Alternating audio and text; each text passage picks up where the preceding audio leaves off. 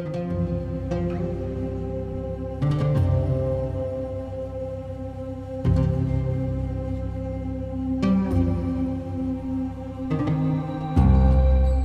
everybody, Silverhead here, and welcome back to Aerobats of Arabia. This episode is coming out a little bit later than I was planning to, because, truth be told, I like playing Planet Coaster too much. Every time I sat down at my computer recently to try and record this commentary and edit this video, I decided that wasn't fun enough and started playing Planet Coaster and working ahead on this project anyway. So while that's great, and it kind of indicates that I'm not just making these videos to make videos, but I'm really in the first place just enjoying the game a lot, it does mean that I'm kind of behind on this one, so, you know, it's a little bit late. Sorry about that, even though I don't have an upload schedule. I still feel sorry about missing my own sort of planning that I wanted to release these episodes at the very most once per 2 weeks, but I'm gonna try and see if I can do them weekly. We'll see. I think that's just a little bit too fast. Not because I don't play the game that much, but because I'm a very slow builder. You might not think that when you look at these time lapses, but I've probably talked about this too many times before, so if you watch many of my videos, you'll have heard this shtick for a long time at this point, but these time lapses have lots of things cut from them, lots of footage that I end up throwing away, lots of things I build that I don't record, plus, and this is always something important, I think, to take note of when you're going to make videos like this yourself. I try not to move the camera around too much when recording videos, but inevitably this also means that you're going to miss certain camera angles or you're going to misplace certain items and stuff like that. So very often I have to go back in post and fix some small things or add some details here and there. So you'll see me do that a lot during this series as well. But I think the disadvantage of not being able to see everything being built, which I don't think matters that much. I feel like the biggest, most important things matter the most. I don't think that weighs up to the advantage of having a video that's actually watchable and doesn't have the camera swinging about very wildly. I still kind of dream of the day that we can do the approach that you can do in Minecraft and have some sort of camera moving about in your map and recording the things that you build as you build them from another perspective, but alas, this is Planet Coaster and we don't work with things like that.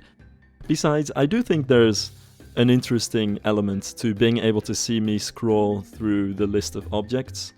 Something that you've also probably noticed and that I've kind of touched upon before is that I like to make certain themes for whenever I'm building certain things. So in this case, I've made a custom label called Arabian, and I've put many Arabian items in there. But sometimes I realize that I'm missing some items and have to work on some things, and finding some items here and there. It can still be a hassle to go through the menu, but overall I think it helps. Also, I haven't even talked about what I'm building exactly here, so let me do that for a second. What I'm working on is the Waterfront, and that has to do with the fact that I am trying to build this in a sense that it could be part of a real park. I'm still deciding whether this is going to be turned into a real park or not, and I think one of the biggest things to consider there is lag and performance of the map.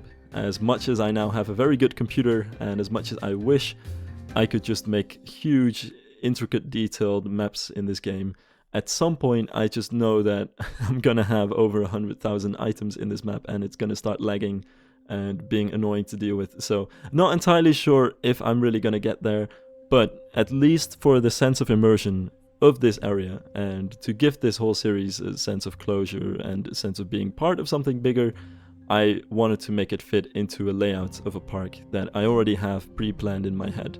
And in that layout there's a river going through the middle of the park around an island, and this means that every themed area has a waterfront alongside that river. And this is going to be the waterfront for the Arabian area. Now for a while I've been trying to figure out, what kind of things should I do with this. I ended up going with my current layout, which is this pavilion at the end of the bridge, and then some open areas where I'm going to build some paths. Now, this pavilion doesn't really have a function. At least when I came up with this pavilion, it was more so from a sense of composition. As you might be able to see, I'm looking at this trying to figure out if the perspective is right, trying to figure out if the shape of the dome that I'm building here is right.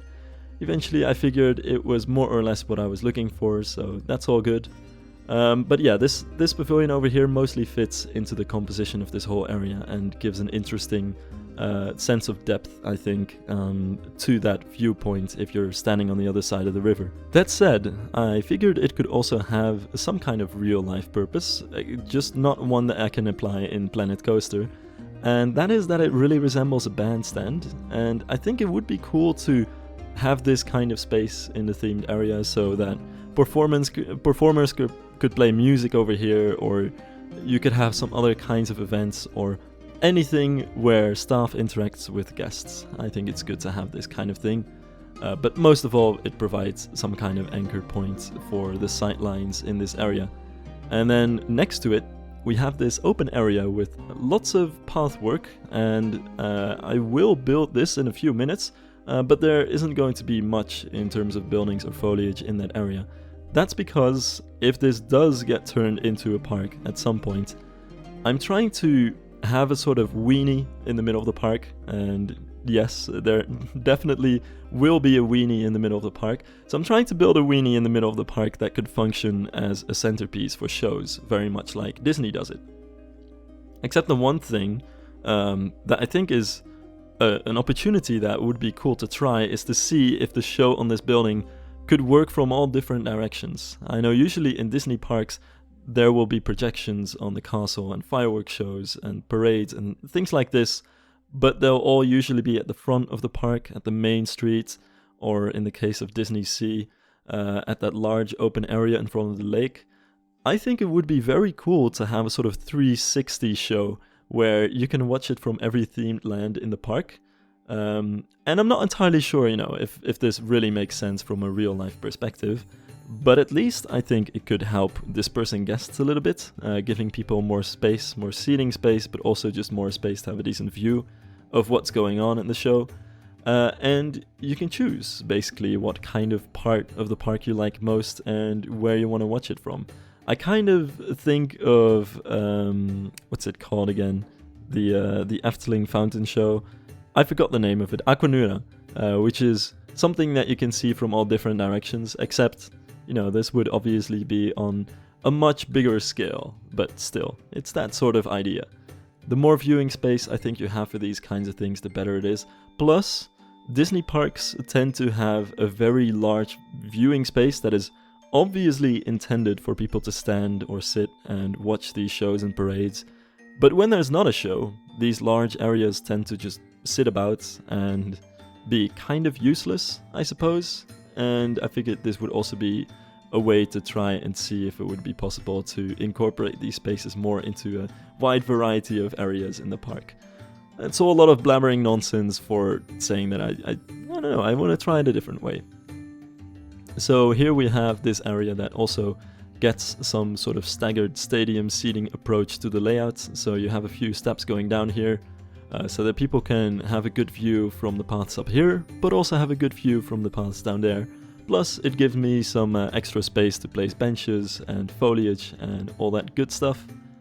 Also, this is, I think, the first brick wall that I build in this map, completely out of separate bricks, which is something that I'm gonna try not to do too much, because in terms of things that destroy performance, this is definitely up there.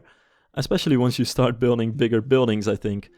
But there's just something about this that you cannot beat with standard wall pieces, and that's the fact that you have real ridges that the sun can cast a shadow on, and that light can interact with in different ways, and you can tell that these are actual ridges. And of course there is bump mapping in the textures in the game, so you do have some sense of 3D to even the flat textures in the game.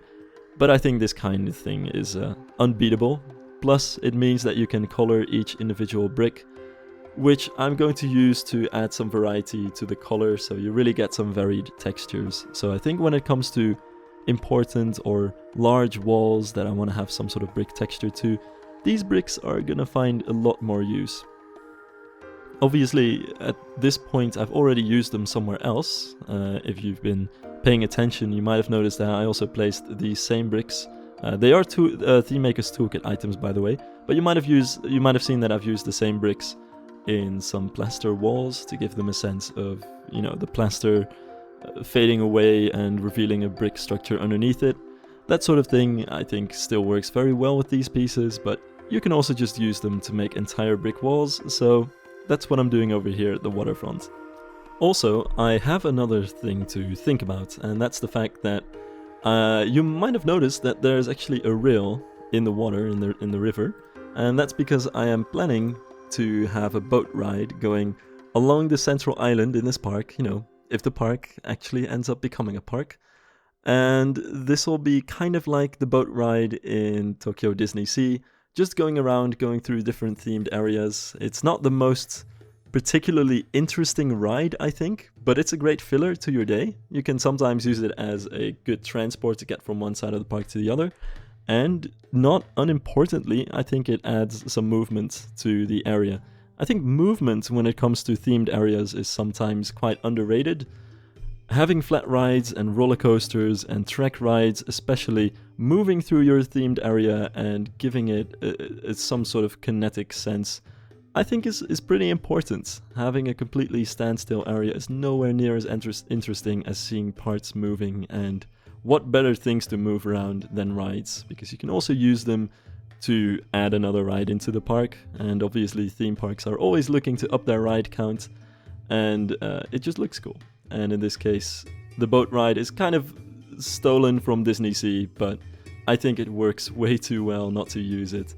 It just makes things a little bit harder than I would like them to be, especially compared to what it's like in Disney Sea, because these little boats have chimneys, and those chimneys do stick out a lot, and that means that the bridges crossing this water are going to be pretty tall. So you notice I've got the bridge over there. I put that up to the height so that the chimney of the boat can just pass underneath it, and still the path has to raise up quite a bit, to the extent where I think it's not super wheelchair accessible anymore, because strictly speaking the grade is too high. I think I'm not going to worry about that too much in this case, because there's not much of a way around it, but you know, it is what it is. It's a limitation to work with. I think we can get around it. I'm not going to place too many bridges anyway. But it's good to take note of this. But it also means that this river is going to have to be wide enough for this boat ride, but it's also going to have to provide some interesting views from the river itself. So that gives me some more sight lines to keep in mind. And that's actually a very handy segue to another topic that I wanted to talk about. And that is the fact that one of the most time-consuming things for me that you don't end up seeing on time lapses, but that definitely, well, I put a lot of time into in Planet Coaster, and sometimes more than I would like to, is just composition, especially of sight lines, of buildings and pathways. It's something that doesn't work for time lapses because it just means a lot of spinning your camera around and looking at buildings and trying to shift them a little bit and figuring out, you know, where a pathway is going to lead. Because I think in the best cases, every major path has something interesting at the end of it that draws people over there. But also, you need some viewpoints where you can just have a beautiful view of a whole area, or some wayfinding points, like some weenies that help you tell where certain things are. And in terms of sightlines, this area right here is one of the most important parts of this whole build, because from the bridge you'll be able to see the whole themed area. So most of the important buildings will be visible, and lining up all the spires just right means that you can look in the distance and just see all the spires of this ride towering over the smaller buildings. You can see the coaster tracks in the front, in the foreground, and you have that one little bandstand building all the way in the foreground, giving you a sense of depth. So that was the whole planning of this area. So this bridge is, you know, it might not really look like it, but it's definitely one of the most important pieces of the puzzle here, and it's what I'm going to figure out a lot of my composition of the area with. So whenever I'm not recording, but I'm trying to figure out composition, I'll be standing on this bridge and looking in different directions, thinking of what's it gonna look like when you're standing on the bridge and you're looking at these buildings in the background. How are they gonna line up? What's visible? What's not visible? how do you know where certain things are? So for example, the giant mosqued dome building, did I just say mosqued dome building? Domed mosque building is the coaster station, so that's obviously enough, quite easy to find. You can find it towering over many things, and from the bridge it's very visible, but also from the main path leading into this area in the future it's going to be visible. And also from this pathway in this direction, it's going to be very visible as well, because it'll be towering right in the distance across the pathways. So that's a very important thing to use to find your way.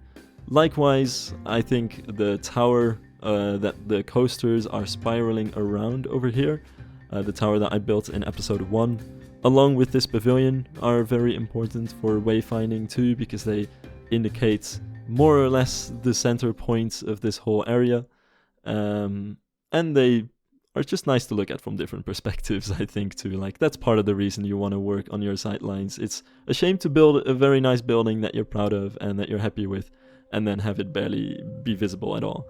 So those are some important things that I tried to keep in mind. And then some lesser sightlines are the pathway along the riverside is going to look straight at the pavilion here, so you'll have that in the background. And yeah, I think that's the most important things for now. I think some of the other sightlines might be coming in the future, because I definitely have some things planned, but I'm not going to reveal that quite yet. Just know that composition is pretty important, and the only way to really figure it out without planning very much ahead, because I often still get this question, but no, I don't really plan ahead by doing sketches or anything. I just plan ahead by spending way too much time in Planet Coaster, spinning my camera around and trying out vague compositions of buildings and then removing them before recordings. So yeah, stuff like this is pretty important. Placing your camera where you know there's going to be an interesting or important viewpoint, and figuring out how to compose buildings from there. And pick a few sightlines and important buildings that these sightlines should look towards, and you very easily start getting a well-composed park area, I think. Oh, and the final rule that you should probably keep in mind is to try and avoid dead ends as much as possible. Nobody likes walking into a dead end, and it's fine to have this to go to a certain ride or something like this, even though that too is not ideal, but you should definitely avoid it if it's just to see nothing. Park layouts are generally more understandable and easy to navigate when they're kind of circular in setup and have no dead ends. So obviously this park is going to work that way as well, because we have a large island in the middle, and then going around it a river, and then some themed lands that go around that with dark ride buildings and stuff toward the back. So hopefully, well, definitely there won't be any dead ends or confusing navigation issues. Plus, I'm going to try and make many things visible from many parts of the park. So for instance, the central island is going to have its weenie that's gonna have to be visible from basically everywhere. And likewise, if you're in a general area, you should be able to see some buildings of it and have some idea of where certain themes are located. Which is an interesting balancing act, I think, with thematic consistency, and that's a puzzle that I'm trying to figure out by doing that experiment where none of my themed areas are really themed areas, and instead they kind of gradually shift from one theme to the other with very small mini themed lands within the themed areas. But you know, it's a little bit of an experiment. I'm still not entirely sure how it's going to work out, but the tower, for instance, that you can see here in the distance that the coaster spiral around, is basically the start of what is going to be the Ottoman themed area to the left, as I've explained in an earlier episode. But then the rest of the coaster is of course themed to Persian architecture, and in the near future I'm going to build some Egyptian architecture on the other side. So I hope you guys are not hearing that dog outside, but okay, it is a cute dog, I have to give them that, but I had to close the door. But yeah, so basically we'll be shifting into different themed lands, and I think this river is gonna be one of the main areas where you're gonna see that in action as well, because you'll undoubtedly see some other areas in the distance, and hopefully things are gonna end up blending well enough So if you're in this area, for instance, in the Arabian area, you might be able to see some Moroccan architecture in the distance. And on the other hand, if you're in another themed land, let's say Spain, for instance, which I'm still thinking of, but not entirely sure if or how I'm ever going to do anything with that. But let's imagine it for a second. If you're over there, you might see that same Moroccan architecture in the distance. But because that kind of architecture is actually quite common in Spain because of its Moorish history, and on the other hand, because Moroccan-inspired architecture is related to other Islamic architecture, I think these kinds of transition buildings are gonna function well from both themed areas and not be too, pulling you out of your immersion, while at the same time they can still function as landmarks to find your way. So that's kind of the challenge that I'm trying to solve, where weenies are often used as wayfinding tools, but they often also break immersion. So, that's a bit of the challenge. So finally, my last build of this episode is this storefront here. I know it doesn't look much like a storefront at this point, but that is what I'm going to make it into at some point in the future.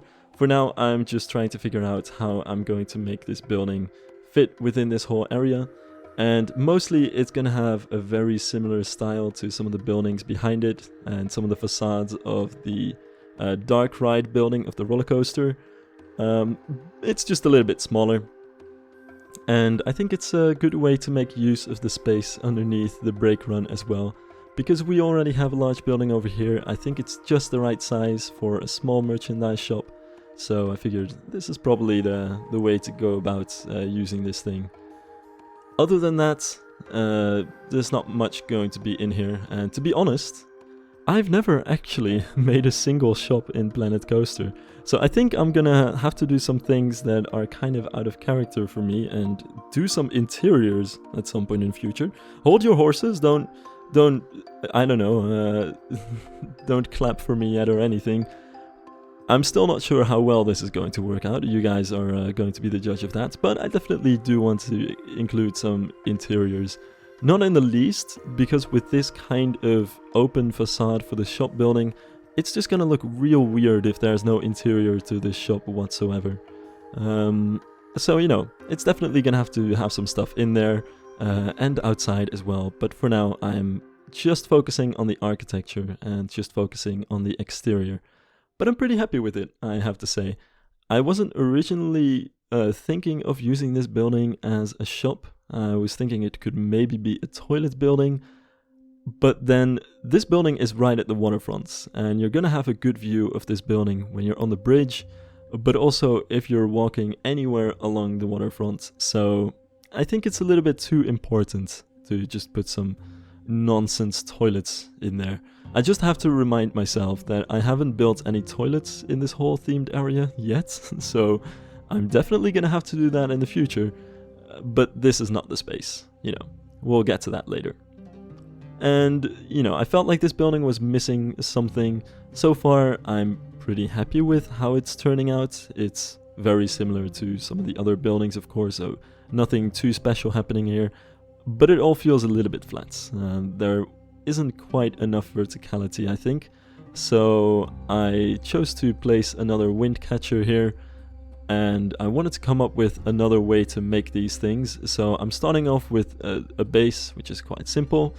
Nothing too special here. In fact, it's very similar to the wind catcher that you can see in the background that I built on the corner of the buildings in episode 2. Then I took one of the old wind catchers from the ones that I've built before and decided to keep the main shape, but give it some different detailing to distinguish it from the other ones. And yes, I am very well aware I still need to fill these things in, but that comes in a later episode, don't worry about it. Anyway, that's it for today. Thank you guys for watching, and I hope to see you in the next one. Bye bye!